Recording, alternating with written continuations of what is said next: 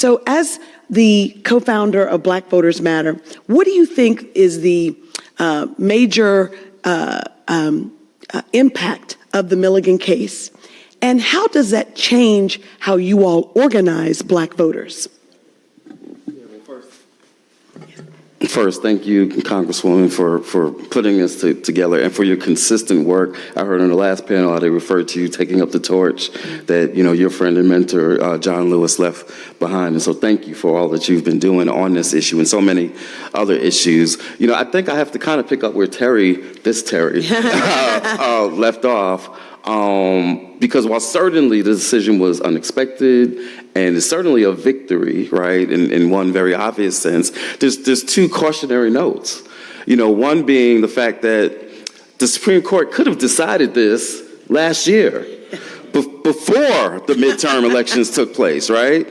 And so, in effect, what they essentially did was it was a supreme stall tactic to let what they knew at that time were racist maps, were undemocratic maps, to be used in the midterm elections to impact Alabama's elections, to impact Louisiana's elections, to impact not just one, but 2, 3, 4 seats in Florida and a seat in Georgia.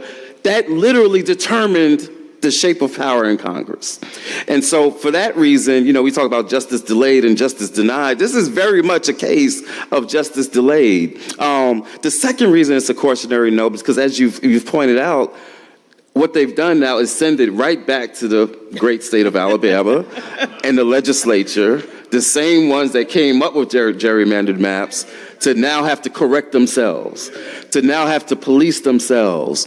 And it's really not clear, because what the Supreme Court did not make clear is really what do they mean when they talk about vote dilution? Like, what do we really mean when we talk about minority districts or black majority districts? There's really no guarantee that we're going to come up with 2 majority black districts. In fact, we really even need to have a conversation about what does that mean? Because you got some folks, even supposed allies of the black community, saying, oh, we don't need majority black. We just need black opportunity.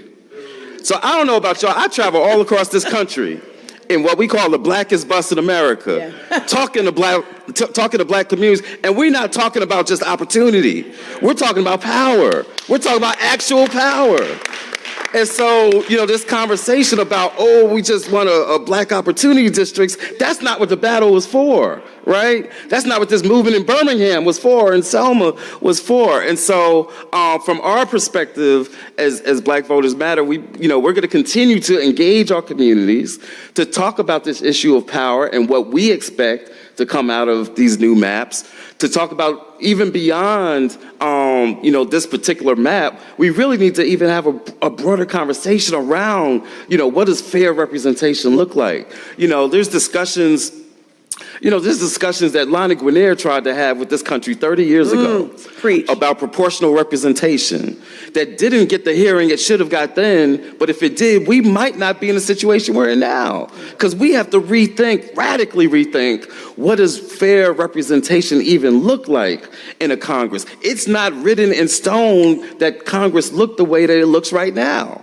Right? And so we have to radically reimagine what representation looks like, because at the end of the day, while we have to restore and strengthen the Voting Rights Act through the John R. Lewis Voting Rights Advancement Act, but we have to think more radically about how we reform this democracy even beyond our traditional notions of voting rights and our traditional notions of civil rights. That's not as a replacement to these battles over voting rights, right? But it is to think more radically and more broadly around what it means to reshape our very notions of this democracy. Because I'm here to tell you, they're thinking radically about how to reshape it every day, right? They're thinking radically about how to make it radically undemocratic every day. In Ohio right now, there's about to be a referendum around whether or not state referendums get decided by a 50% vote, or does it go to 60%?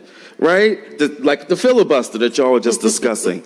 That's radically undemocratic. But they're not shy. They are unapologetic about how they are attacking democracy and voting rights. And we have to be just as unapologetic in the spirit of love about advancing this democracy. Very good. You brought up